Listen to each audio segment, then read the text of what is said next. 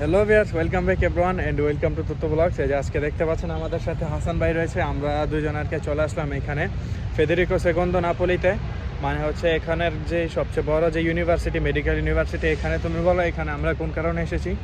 এখানে আসছি আমার চোখের সমস্যা ছিল, তো চোখের সমস্যার জন্য ইতালির ভিতর নেপোলিতে সবচেয়ে বড় আর কি মেডিকেল, এই মেডিকেলে আসলাম চোখের পরীক্ষা করার জন্য। সাধারণ একটা পরীক্ষা করছি। সো ওর আর কি যে সমস্যাটা হয়েছে, ওর যে চোখের মনির আকার, এটা আর কি ফিক্স না, এটা আর কি সময়ের পরিবর্তনে চেঞ্জ হয়। সো এটাকে আর কি আমরা পরীক্ষা করার জন্য এসেছি যে এটাকে কোনো ইন্টারভেন্ট করার প্রয়োজন কিনা। সো ওনারা বললো এখানে আমরা একটি পরীক্ষার উপর নির্ভর হতে পারি না, যেহেতু এখানে একটি জটিল পরীক্ষা চোখের।